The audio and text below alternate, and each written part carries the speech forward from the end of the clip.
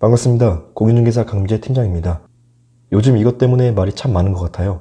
바로 자금 출처 조사를 전국적으로 확대할 방침이라는 소식 때문인데요. 부동산에 조금만 관심을 가지고 있는 분들이라도 해당 소식을 어렵지 않게 접했을 겁니다. 그럼 여기서 말하는 자금 출처 조사란 무슨 말이고 어떤 의미가 있을까요? 부동산을 거래할 때 거래 당사자의 직업, 소득, 연령, 재산 상태 등에 따라 부동산 거래 시 그 자금의 출처가 어디인지 조사하는 것을 말합니다. 다시 쉽게 말해 돈이 어디서 어떻게 생겨서 부동산을 거래할 수 있었는지에 대한 자금 출처를 조사한다라는 겁니다.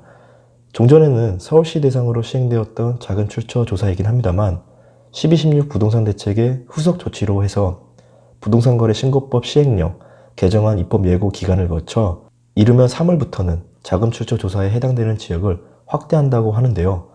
기존에는 서울 25개구 지역을 대상으로 자금 조달 계획을 집중 조사했다면 이제는 투기가을지구로 지정되었던 과천, 성남 분당, 광명, 하남, 대구 수성, 세종시 지역을 비롯해서 조정 대상 지역과 비조정 대상 지역까지 해서 전국적으로 확대할 방침이라고 합니다.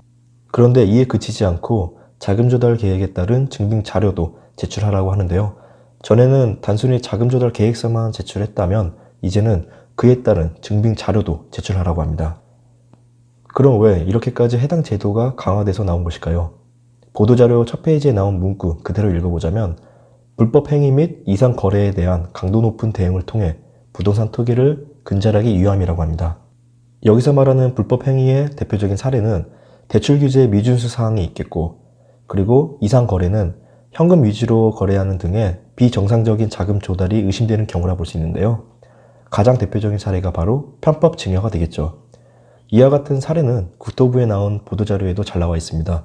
해당 주제로해서 궁금해하신 구독자분들이라면 국토부 사이트에 들어가셔서 꼭 원문 파일을 참고해 보셨으면 합니다. 자, 자금 출처 조사가 적용되는 지역 그리고 조사 대상을 다시 한번 체크해 보면 투기가을 지구 및 조정 대상 지역은 주택 거래 가격 3억 원 이상, 그리고 비조정 대상 지역은 주택 거래 가격 6억 원 이상인 경우에 해당이 됩니다. 다행인지 모르겠으나 자금 조달 계획서를 제출한 모든 사람이 조사를 받는 것이 아니라 정상적인 자금 조달로 보기 어려운 경우에 자금 출처 조사를 받는다고 하는데요. 조금 풀어 얘기하자면 주변 시세보다 낮거나 높게 신고한 거래, 그러니까 업계약이나 다운계약을 말하는데 이와 함께 미성년자 거래 등 편법 증여가 의심되는 거래건이 조사 대상이 되겠고, 그 외에도 차익분 과다 거래, 가족 간 대출 의심 거래건 등등 정상적인 자금 조달로 보기 어려운 거래건을 조사 대상으로 선정한다고 합니다. 또 다른 상황도 있습니다. 투기가을 지구에서 9억 원 초과하는 주택을 거래한 경우에는 자금 조달 계획서와 함께 각 항목별로 이를 증빙할 수 있는 자료도 함께 제출하라고 하는데요. 여기서 말하는 증빙 서류만 해도 최대 15가지라고 합니다. 거기에는 예금 잔액, 주식 및 채권 등 각종 금융자산의 세부 내역이 포함되어 있는데요.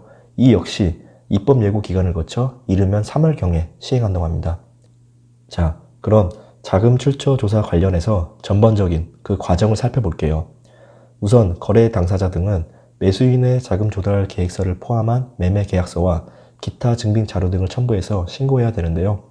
종전에는 주택거래 계약 체결일로부터 60일 이내였는데 이제는 30일 이내로 단축이 되었고, 그리고 거래된 계약이 해제된 경우에도 신고가 의무화되었는데 이 역시 해제 확정일로부터 30일 이내 신고해야 된다고 합니다. 그리고 나서 관계기관은 거래 당사자 등이 첨부한 소명 자료와 함께 의견을 제출받아 검토하게 되는데, 그 이후에 제출한 증빙 자료가 충분하지 않은 경우에는 추가 소명 요구와 출석 조사를 진행하게 됩니다. 여기서 조사 결과 위법 사항이 밝혀지면 관할구청은 부동산거래 신고법에 따라 과태료를 부과하고, 탈세 의심 사례와 대출규제 미준수 의심 사례는 금융위원회나 국세청 등의 해당 기관에서 추가적으로 조사가 진행된다고 합니다. 자, 이렇게 해서 최근에 나온 보도자료와 기사를 토대로 자금 출처 조사 관련해서 내용을 정리해 봤는데요. 해당 제도를 통해 거래 당사자의 자금 이동을 확인할 수 있고 그에 따른 금융정보가 노출되기 때문에 이와 같이 자금 출처 조사를 강화하겠다라는 건 사실상 주택거래 허가제와 크게 다를 바가 없다고 봅니다. 그래서 많은 사람들이 이번 제도와 주택거래 허가제를 비교하는 이유이기도 하겠고요. 이번 제도에 대해 상반된 의견들은 분명히 있을 겁니다. 개개인마다 생각하고 접근하는 방식은 다를 테니까요. 아무튼 계속 변해가고 있는 정책이나 제도에 대해 확실하게 파악하고 준비하는 우리 구독자분들이 되었으면 합니다. 오늘 영상은 여기까지입니다. 다음 시간에는 더 좋은 내용으로 찾아뵙겠습니다. 끝까지 시청해주셔서 감사합니다.